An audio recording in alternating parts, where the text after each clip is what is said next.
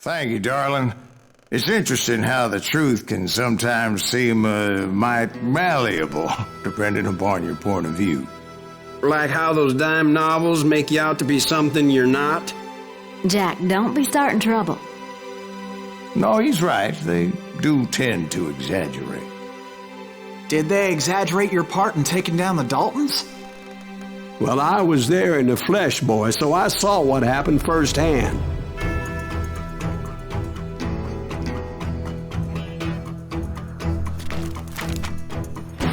Those Daltons were lawmen once, before they all went bad, robbing banks and trains clear across the territory.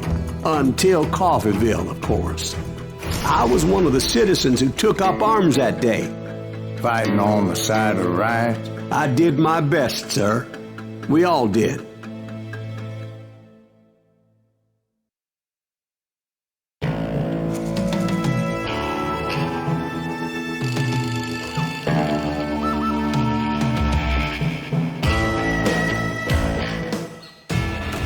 It was early morning. One of my friends was a local gunsmith, and he handed out firearms to anybody who'd take one. You see, the Daltons got it in their heads to rob 2 banks at the same time. 2 banks on the same damn street. Story was Bob Dalton's girl was always riding him about how he had no ambition.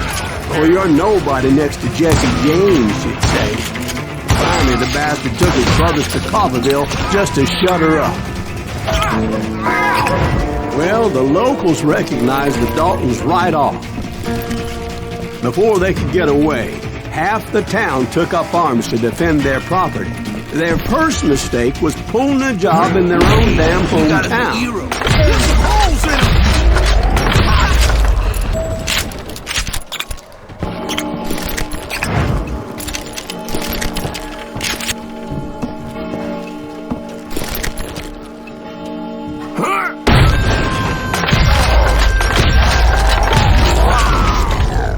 The brothers paid dearly for their stupidity, but everybody knows they had it coming. There's more to it than that.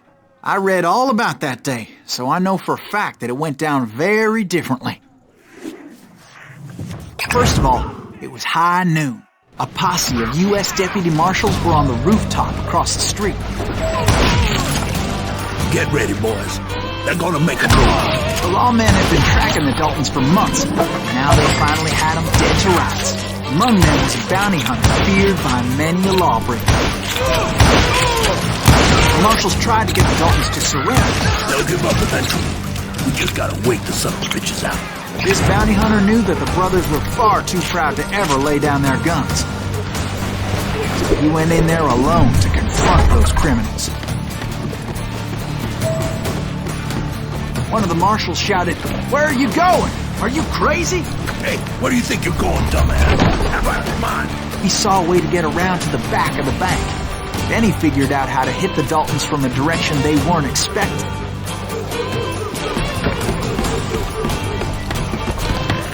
A moment later, he was climbing up a steep ladder, laughing at danger as he did.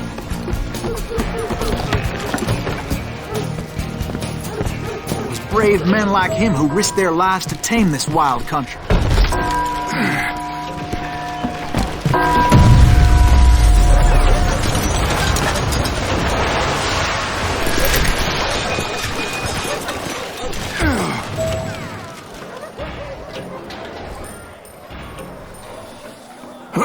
We've got company.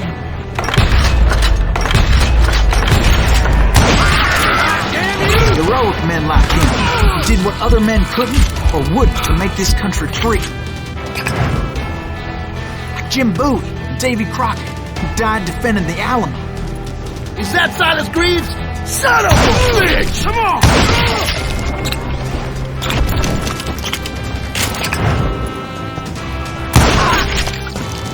Yeah, you know you can't beat me.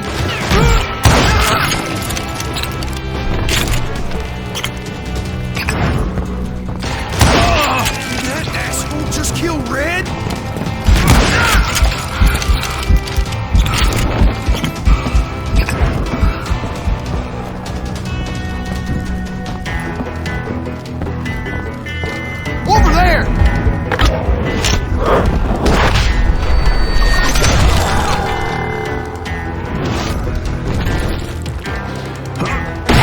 Silas Greaves! What the hell? Blam! Blam! He came away victorious, taking down those thieving Daltons.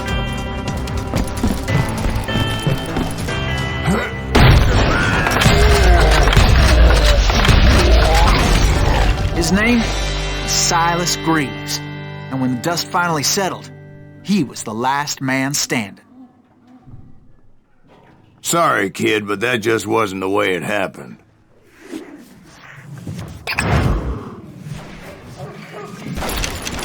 It was early evening, not high noon.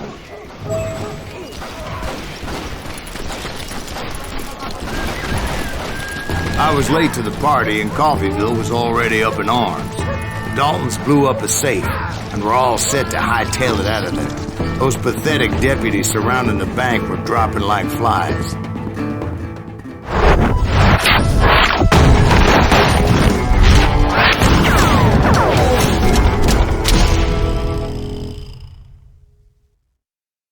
I'd been tracking those jokers for months, waiting for them to do something reckless.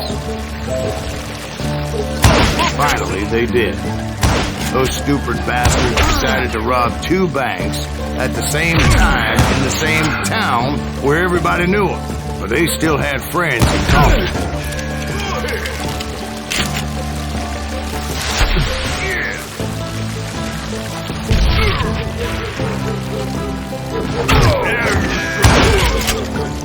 He has it coming! Damn!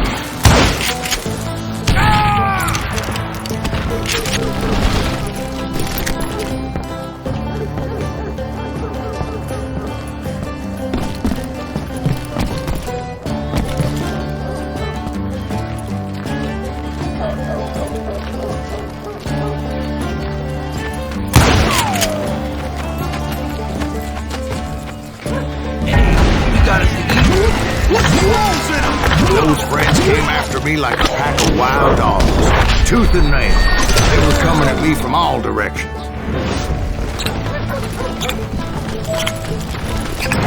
I caught sight of the Daltons running with the money and didn't want to lose them. Problem was, they knew the town better than I did. And to top it off, I found myself in the middle of another shootout entirely. Did the Daltons hole up in somebody's house? No, it was the Smiths, I believe. They were cousins of the Daltons. They were shooting at the Browns, who were shooting at the Daltons. Which wasn't any surprise, because those 2 families have been feuding forever. And since the Joneses are related to the Browns, they shot at the Smiths, pissing off the Heimhoffers, whose daughter recently married a Smith. Well, bullets were flying every which way as all the old feuds in Kansas caught fire all at once. There was a hell of a lot of pissed off people in Coffeyville that day. But that's just the way life is sometimes. Shit happens.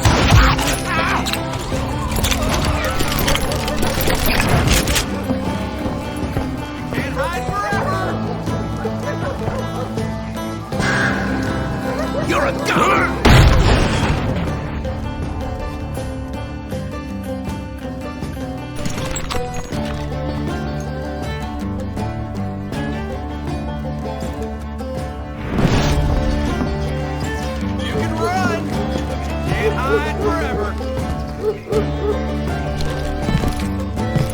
You ain't stopping me!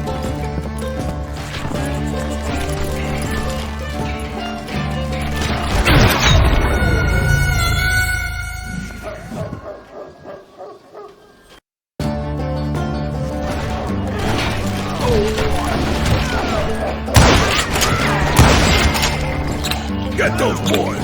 Shoot them down! They ain't getting away with this! Come on, we gotta get out of here! I think they know who we are! Whose stupid idea was this? Kill that cocksucker!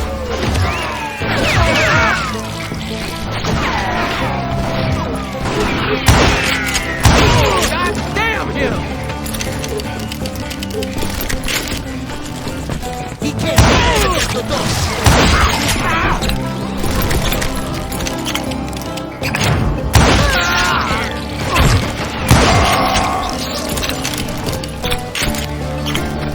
The Dalton boys knew I would never give up.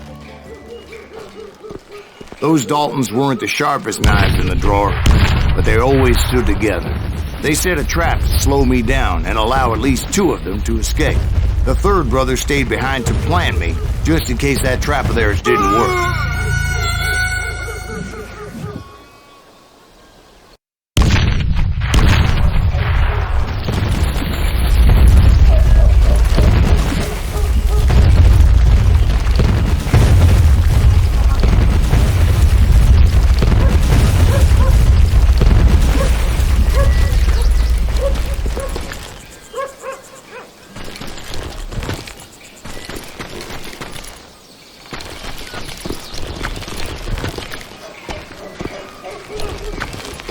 It was him, the youngest, and he decided to stand his ground and face me down.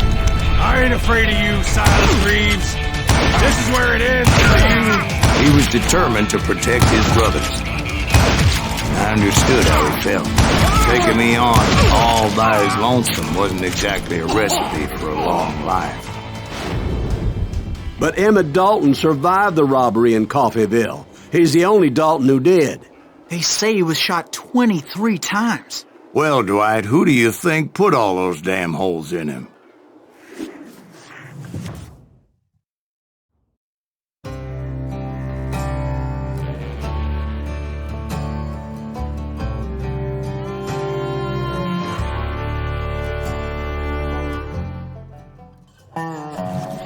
We'll get those suckers. It took me a couple of days to track the Daltons down. They can't get away with this. And in that time, a whole posse of local vigilantes offered to lend a hand. We'll track him to the ends of the earth. They seemed as determined as me to find those outlaws. But as we headed into those swamps, it was like I had my own private army. There was no way those boys were getting away this time.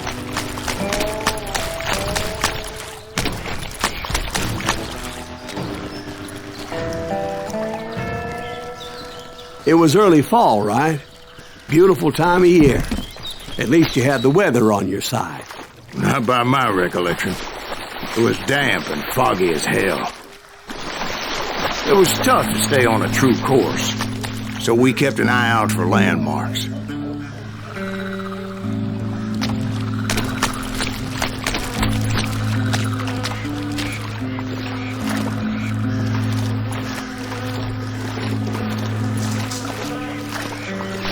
It was autumn. The maple trees were in full color, red as blood.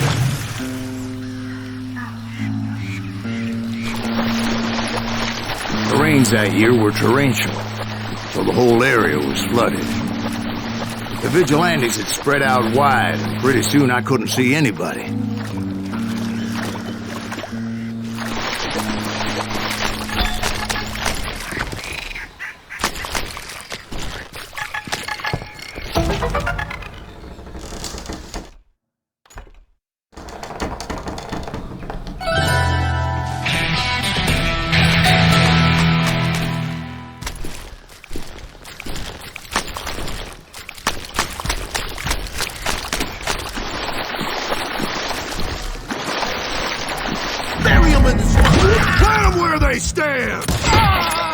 Except for some bitches ahead of me wanting to do me harm. So I had to face them alone.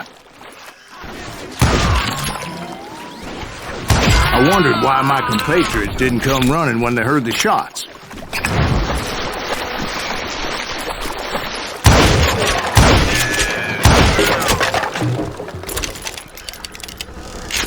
So did you find the Daltons? Not yet, but I did have the questionable pleasure of meeting a few of their friends.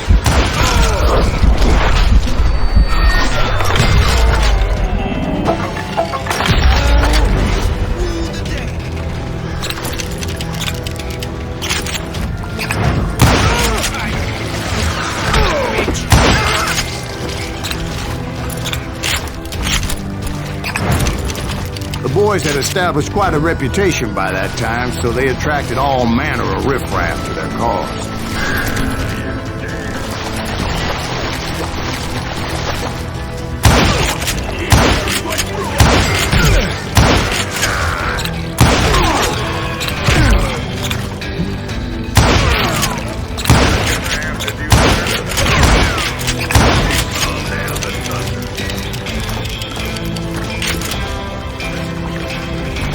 being I was under serious attack, and my reinforcements was nowhere to be seen.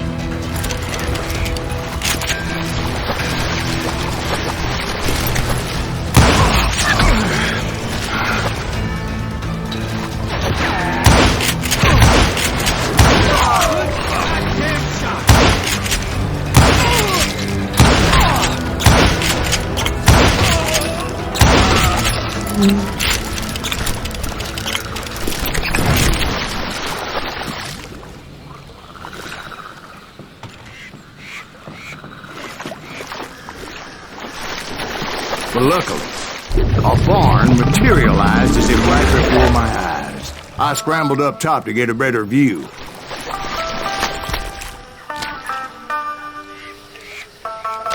But just ended up falling inside. So, how did you get out? The barn doors was open. About right then, I saw some suspicious characters running through the bushes. Of course, I followed them. But that goddamn swamp was like a goddamn maze, and pretty soon I had no goddamn idea where I was. Steve? So I just started walking, and pretty soon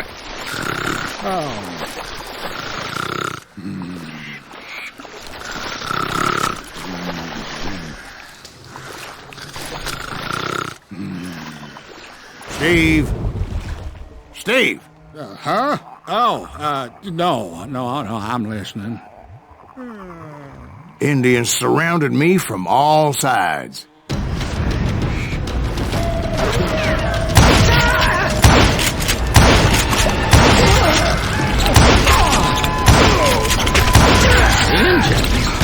They were Indians.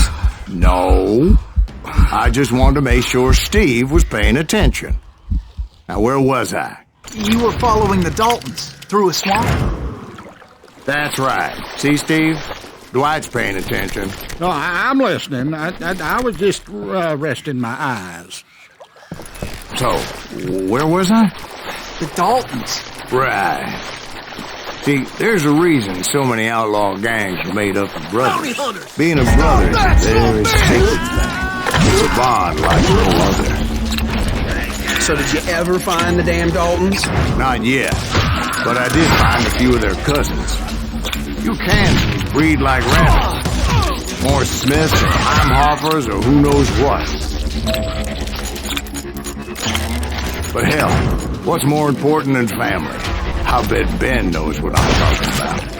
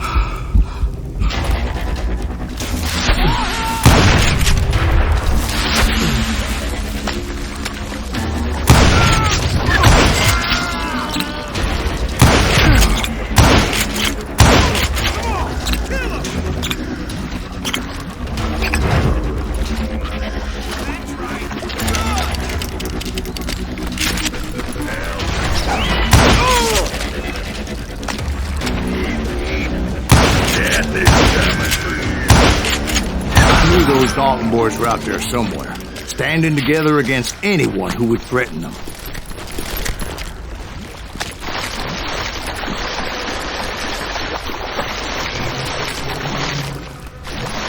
And that's when I saw it. A goddamn steamboat. A steamboat? In a swamp? Yeah, Steve, but this wasn't much more than a wreck, really. But how'd a damn steamboat end up in the swamps? Guess it floated off during the flood of '89.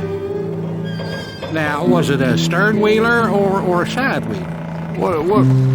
Does that really make a difference, Steve? It was a steamboat with a goddamn army on board. It was then that a fusillade of bullets come raining down from on high, and those vigilantes who accompanied me weren't anywhere to be found. But among those men that were shooting at me, I thought I saw some familiar faces.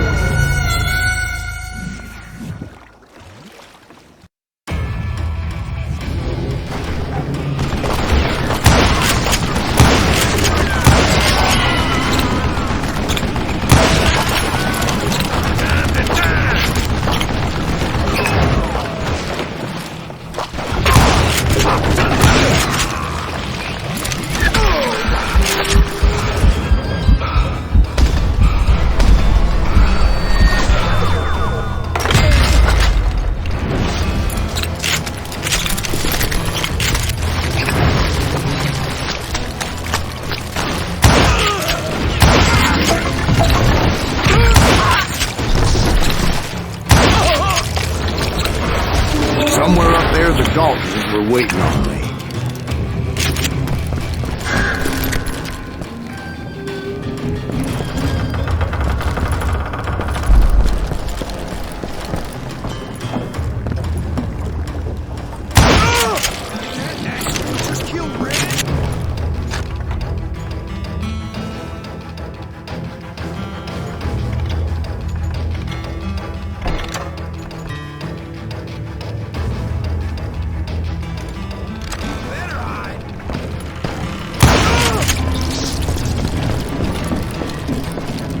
Sounds like you don't give up too easy. That's the kind of man I am, Ben. I set out to do something. I do it. Surrender just ain't in my nature. Plus, I'm stubborn as hell. Son of a bitch!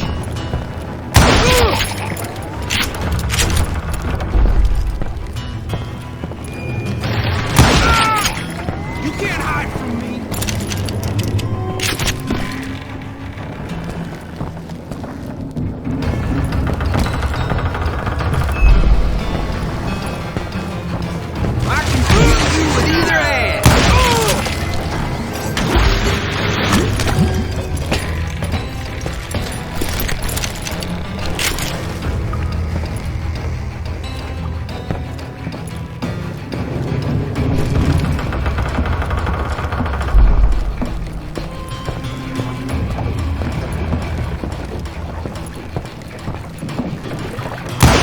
Right about then, much to my relief, the vigilantes finally arrived. Their leader motioned at a cabin in the middle of the top deck, pointing me directly at the Daltons. I finally had them, after months of dogged pursuit. It turned out that they had me. Take him out! I'm sending you to hell!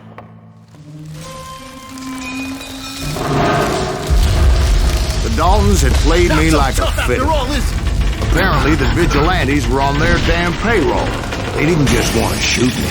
They wanted to burn me alive. But finding my way out of a burning labyrinth proved to be quite a challenge. It was a riverboat, right? I mean, it's not like it was a goddamn ocean liner. Oh, yeah, but I was in a spot. launch next year. Largest one in the world. We're talking about the Titanic. If you ask me, it's too blessed big. I don't think it'll even float. So anyway... Don't be stupid, Steve. They know what they're doing. They say that the Titanic is unsank. Oh, God. But getting back to that steamboat, how'd you get off it, Mr. Greaves? I took in a lot of smoke that day, so I admit my recollection might be a bit hazy. But somehow I managed to finally disembark. I was coughing up smoke and pretty damn pissed. I was done playing games with those boys. It was time to settle this once and for all.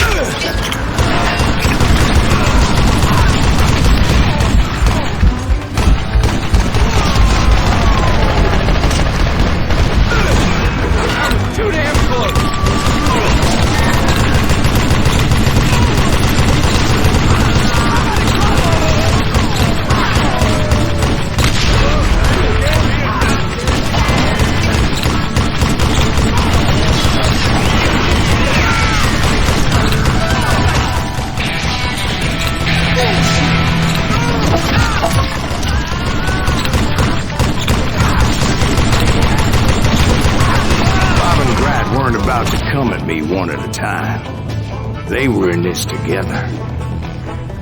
Two brothers side by side, determined to take me down. Confident that this time the odds were on their side.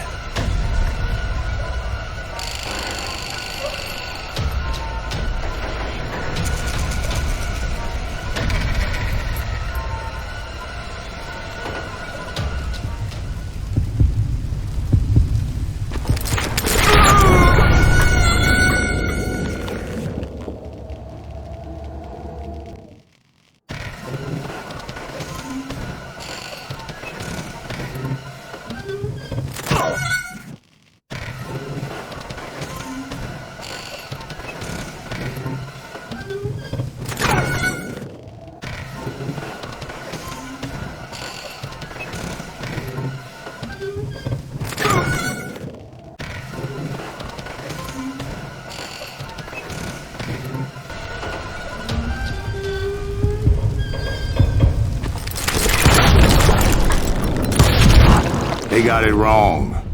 A sad end for those two. If they'd only known that Emmett was still alive despite his wounds. Paroled 14 years later, he moved to California and sold real estate and lived off the legend of that fateful day. And the tragic death of his two brothers.